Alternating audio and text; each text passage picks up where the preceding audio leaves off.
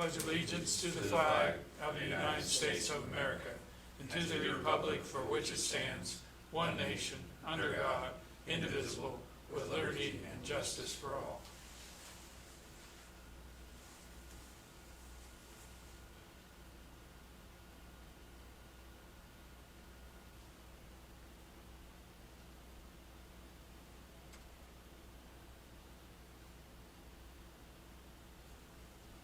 Thank you.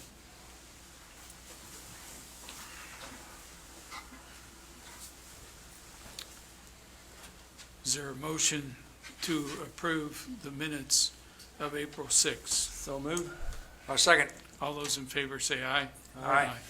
Is there a motion to approve appropriations ordinance number 15? I move we approve ordinance number 15. I'll second it. All those in favor say aye. Aye. Declare the public input session open for any items not on the agenda. I'll ask those that are online if they have anything to send in. Seeing nothing, I'll ask the bench if they have anything that they want to bring up as input session. Nothing. I would just like to say, I think that yesterday, being Easter, was a very positive day. There were a lot of positive things on the media, both social media and regular media. And I've had several calls from different groups on what they can do. And I would just like to say that if you know someone that needs child care and you can go to their house and help, please do that to get through this period. If you know a high-risk person, whether they're elderly or just have health issues, and you can help them with their prescriptions or with their groceries, we need to keep on keeping on. It's important that we help people that should be staying in completely to stay in completely, and we can do it as a community, and we'll come through this thing. And the more we keep the cases down, the sooner we're going to be able to open up. So just keep on doing the good job that you've been doing. With that, I'll close the public input session. Is there a motion to approve the agenda as distributed? So move. Second. All those in favor say aye. Aye. Okay, I'd like to call on Nick McQueen for the community building update for the first quarter. Morning, everybody. Morning. The thing I distributed online there is pretty self-explanatory, but I just wanted to give you an update on things that were going on over there. January was a little bit slower than we'd seen, but and I changed this up a little bit from what I did last time. Instead of contracts, I put actual events that were happening in there, so it would be 9 total for January. Whether that be 9 different days or several on one day or whatever. So 9 different total. Estimated event guest about 850, and I did have 12 walk-in tours through January. So, and then February obviously picked up. Most of them in the big room. We had several awards, banquets, big meetings, things like that. But 18 total for the month of February. Estimated event guest about 2,400. And then we had 20 different groups or people walk in for just to look around and check it out. So March, for obvious reasons, took a hit, but it was going to be our busiest to date. March was going to be extremely busy with all the stuff that I had booked and until everything happened. Even in the first 5 days, we had 9 total events in March, and it was going to be a total of 21, which is what I had officially on the books, and I had several that were in the works as well. But for obvious reasons, that took a hit. Some of them are going to be rescheduled, and some of them won't for later on. Up until the safe at home order, I was still doing tours and stuff for bookings for later. A lot of those are just being done over the phone now. So not inviting anybody in unless it's for maintenance or inspections or things like that. So do have several things actually that have come in for the minute we get back open. They want to know so we can get in, use the gym, some recreational stuff, things like that. And we booked a couple more weddings in the meantime too. So October, November is really looking busy for some things that we've added. So that's basically all I have. Even in that first 5 days of March, we had an estimated 300 guests and a few walk-in tours. But then there were 12 after that we had to cancel or postpone until later. So Yeah. Understandable. unless there's any questions, that's all I have for you today. No, you're doing a really good job, and I would commend you. You can't get in and look at it, but if you ever wanted to see a gym floor just gleam and shine, he's the buffer extraordinaire. Yeah, we had several scuff marks. It looks brand new again. Yeah. It's had several scuff marks and everything. So I spent some time and buffed them all out and got it all cleaned up. Yeah. So we're ready the minute it opens back up. So if your church or your school has a gym floor with, I guess it is a lacquer finish or shellac, whatever is on there, yeah, he'll teach you how to do it with a broomstick and a tennis ball. yeah, that's what it takes. So Yeah, Thank y'all. Thank you. You're doing a great job. Okay. Police Department, Chief Golden. We have a Golden Chief. How could we go wrong? Good morning. The one item I have this morning is a motion to approve the purchase of an animal shelter vehicle for an amount not to exceed $13,500 from Midway Motors. I did not put that on there. We are trading out our 2004 Dodge pickup, 130,000 miles. It's on its last leg, and we're going to trade it in for this newer vehicle. I'd like to move to approve the purchase of an animal shelter vehicle for an amount not to exceed $13,500. I second it. All those in favor say aye. Aye. Thank you. Okay, we're down to Public Works. Jeff Woodward. Good morning, everyone. Good Morning, morning. Jeff. First item I have for your consideration, on March 2nd, 2020, the commission approved $9,400 for repairs to the cat loader. Of that $9,400, we had estimated $500 for travel and diagnostics. The actual charge for travel and diagnostics come in at $759.07. We received an invoice in the amount of $9,528.33. The removal and replacement of the turbocharger, exhaust manifold, and aftercooler came in slightly less than their quote. This results in a total increase of $128.33 over the previously approved amount. I move that we raise the March 2, 2020 approved payment to Foley Equipment from $9,400 to an amount not to exceed $9,528.33, an increase of $128.33 for repairs to the street department cat loader. I'll second. All those in favor say aye. Aye. And then finally, I'd like to give you an update on the construction projects we have going at this time. Grimes Street is now open first to Loomis, but Loomis to Grimes will be completely closed today. Anna Street is now open. Hull Street is closed to through traffic from Grimes to North High Drive. Local access to the Hull Street residence is now available. The next project is the Hardup Elizabeth Street reconstruction project. Final grading and rock base is complete on Hardup from Elizabeth to Hancock.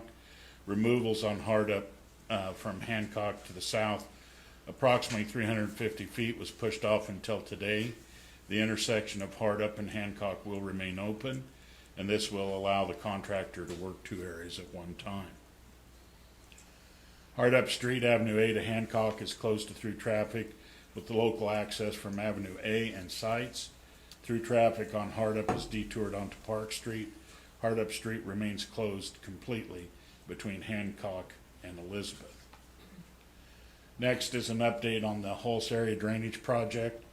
The sanitary sewer tie-in between Hulse and Myers, and this is the one going north up across the creek down to the new main, was completed. Approximately 95% of the retaining wall from Myers to the east end of the wall, which is just past the Holtz North High Drive intersection, is complete. The guardrail was installed at Dillon's parking lot, 2 locations. Again, we'd like to remind people that Hull Street is closed to through traffic, North High Drive to Grimes. Residents along Hulse now have full access to their drives. This week, the sanitary sewer work will be started at Crescent, and that's going north from Hulse. Residents on Crescent will be blocked out of their driveways for up to 2 days as the sewer progresses north. Next is Plaza East Place, Phase 3, which is very east end. The installation of the stormwater system is complete. Compaction of subgrade and installation of rock base has started. Normal access has been closed off, and temporary access has been constructed to get into Days Inn and Holiday Inn Express. And then finally, we'd like to remind everyone that road projects updates are available. Road closures and detours, planned road closures and planned detours available on the city's website at www.mcpcity.com. That's all I have unless there are any questions.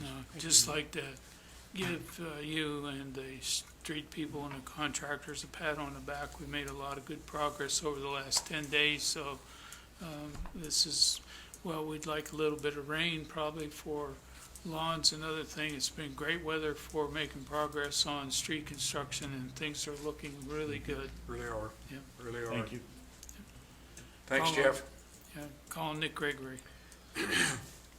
Charter ordinance number 44, which allows for the cancellation of up to 4 commission meetings per calendar year, was adopted back on February 3rd of 2020 and officially goes into effect today, Monday, April 13th, 2020. The charter ordinance was published on February 5th, also on February 12th, and it takes effect on the 61st day, which is today, the final publication, unless a valid protest petition is filed, which is also, as mentioned today. No valid protest petition was received for Charter Ordinance number 44 to officially become part of the McPherson City Code. Ordinance 3334 has to be adopted, and that is before you today. The use of just to kind of basically go back and talk about what the charter ordinance did. Use of the code changes will allow exceptions to be made to the Kansas statute as it pertains to public meetings for a city of the second class operating in a commissioned form of government. Exceptions could be used in situations including but not limited to planned opportunities when more than one commissioner may need to be absent, a short week due to holidays or other events, or weeks when it's known in advance that calendars are limited. On weeks when the commission does not meet, the city administrator and with the concurrence of the city treasurer may authorize and pay obligations to the city with a requirement that authorization be reported to the commission at their next meeting. No 2 consecutive meetings can be skipped in a calendar year with this, and if ordinance number 33 is adopted today, it does become effective upon simple publication of the summary. I move that we adopt ordinance number 3334, an ordinance of the City of McPherson, Kansas, amending Chapter 2, Article 2, Section 32 of the Code of the McPherson, Kansas, regarding the frequency of commission meetings and the authority to pay liabilities in weeks when the governing body does not meet, and authorize Mayor Brown to sign the ordinance. Second. All those in favor say aye. Aye. Next item, just as a reminder, tomorrow we'll actually have our virtual public meeting to talk about the housing study that we performed last year, or started last year and finish up this year. Marty Schukert with RDG Planning and Design will deliver that final version of the housing study. As I mentioned, it will be tomorrow, April 14th at 5:30, and we've actually put out on social media. And if you go to the agenda here, you can see where you can log in to a Zoom meeting. We'll put that out. We'll put that out several times between now and then for anybody that wants to see it. But it'll be basically a virtual meeting. He'll present the findings of the housing study, and we'll kind of reserve questions and comments for the end of the meeting when we'll take those. But I imagine this meeting will probably take around an hour, so anybody that's interested in doing that, feel free to hop on, and we'll make that available for anybody that wants to see that. No action required on that particular item. I do have a number of wages for your consideration today. These are all 6-month step increases. First being Philip Burkhart, Police Department Patrol Officer, going from $25.86 to $26.29, effective April 20th. Jason Bushbaum, Turkey Creek Golf Course Superintendent, going from $33.18 to $33.84 per hour, effective the 20th. Hayes Schmidt, Turkey Creek Golf Course Temporary, going from $9.50 to $10 per hour, effective April 20th. Ryan Rank, Building Inspector, going from $26.81 to $27.90, effective April 20th. And Milton Collins, Code Enforcement Sanitation Officer, going from $25.25 to $25.76 per hour, effective April 20th. I'll move that we approve the wages. Our second. All those in favor say aye. Aye. We have one bond for your consideration. That's Advantage Plumbing Incorporated out of Hutchinson. It's a $5,000 plumbing bond. Move we approve the bond as read. Second.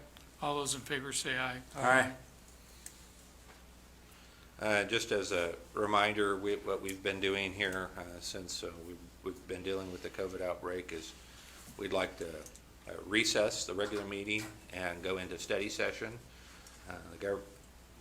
The governing body at the end will come back into regular session and take any action related to the COVID-19 briefing or update that's out there. So I would like to move that we recess the city commission meeting. I'll second that. All those in favor say aye. We have 2 items that we need to take up.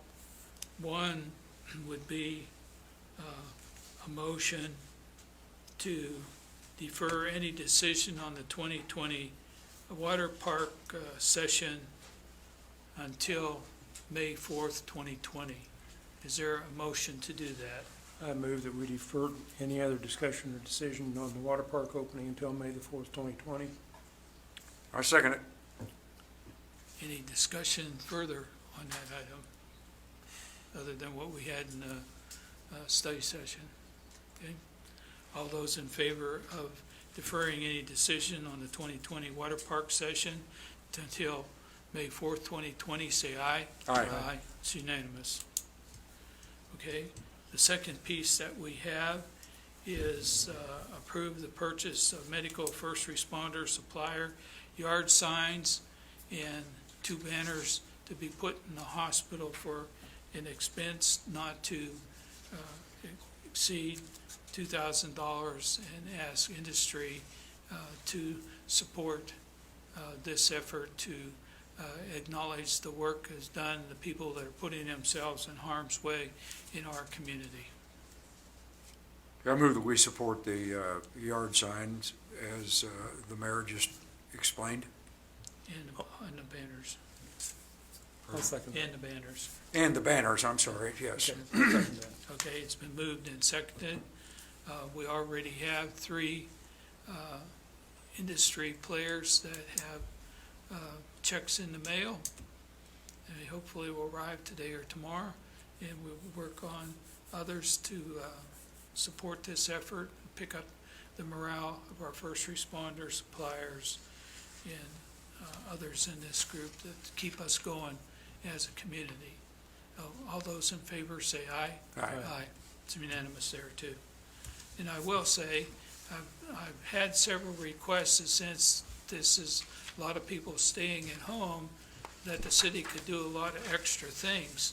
I want to remind you, as we continue to try to keep the city operational, that we have picked up a lot of extra duties, including what is being done in the EOC is all extra work, and we still are trying to do our regular duties. So we really, from a city standpoint, this is one of our busiest seasons in a number of years. We don't have extra time or really extra equipment to do a lot of things, because with the running of the EOC, of extra meetings we have every week, We sit in on different White House briefings during the week. We sit in on governor's meeting every week. We sit in on other briefings by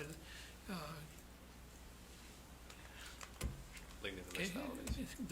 the KDHE, as well as our own local health department, and try to make decisions and coordinate with what we can with the county. So there is a lot of extra things that people don't see that are going on during these times. So sometimes we're working on stuff up till 8, 9 o'clock at night, and we are just happy that most of our projects continue to go forward, that we're making progress and taking advantage of a dry spring.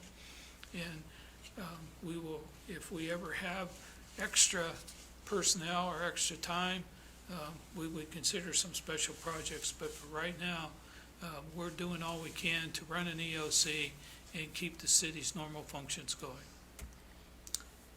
Good point. Any other thing that needs to be said? I just want to again reiterate my thanks to both you chiefs for the parade yesterday. I got tons of good comments about that. I think it was just a great job and a great effort to boost some morale in the city, so thank you. Yes. Okay, I would like to move that we adjourn the city commission meeting for April 13th, 2020. I'll second. All those in favor say aye. Aye. We're done.